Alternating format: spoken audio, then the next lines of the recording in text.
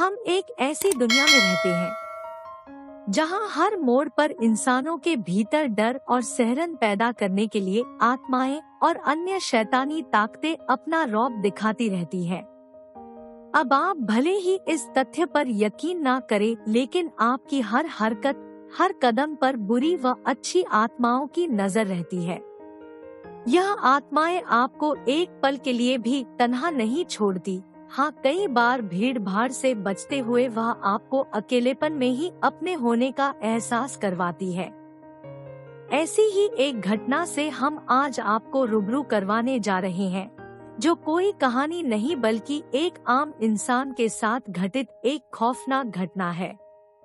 आज से कुछ 5 से 10 साल पुरानी है।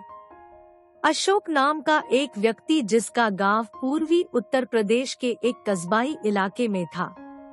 वैसे तो वो दिल्ली में नौकरी करता था, लेकिन घर आए हुए काफी समय बीत चुका था, इसीलिए छुट्टी लेकर वह घर आया हुआ था।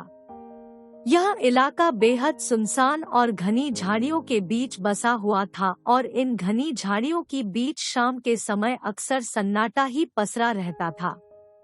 अशोक को बचपन से ही छत पर सोने की आदत थी और बड़े होने के बाद जब भी वह गांव जाता तो अपने घर की खुली छत पर ही सोता था। लेकिन एक रात छत पर सोना ही उसके लिए महंगा साबित हुआ, क्योंकि यह वो रात थी जब उसका सामना एक ऐसे साये से हुआ जो नुकसान पहुंचाने के उद्देश्य से उसके पास तो आया, लेकिन अशोक की सूझबूझ की वजह से वह उसका बाल भी बांका नहीं कर सका। रात का करीब 1 बजा था कि अचानक किसी आवाज ने अशोक की नींद खोल दी। वह अपनी चारपाई से उठकर छत की रेलिंग के पास जाकर आसपास देखने लगा। उसे अपने घर से थोड़ी ही दूर पर किसी साये को इधर-उधर घूमते हुए देखा।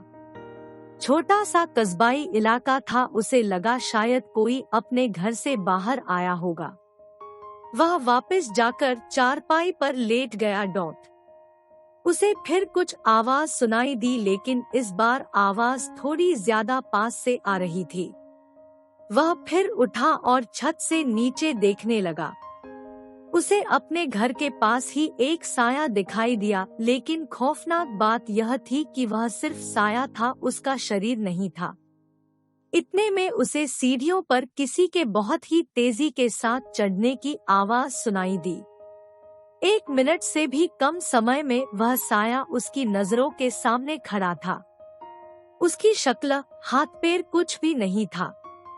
अगर कुछ था तो वह सिर्फ एक सफेद साया जो धीरे धीरे अशोक की तरफ बढ़ता जा रहा था।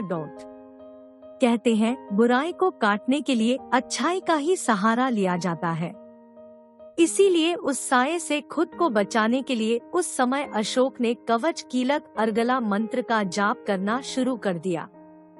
वह लगातार 5 मिनट तक यह जाप करता रहा और वह साया उनके पास आता रहा। अचानक ही वह साया अंतर्ध्यान हो गया।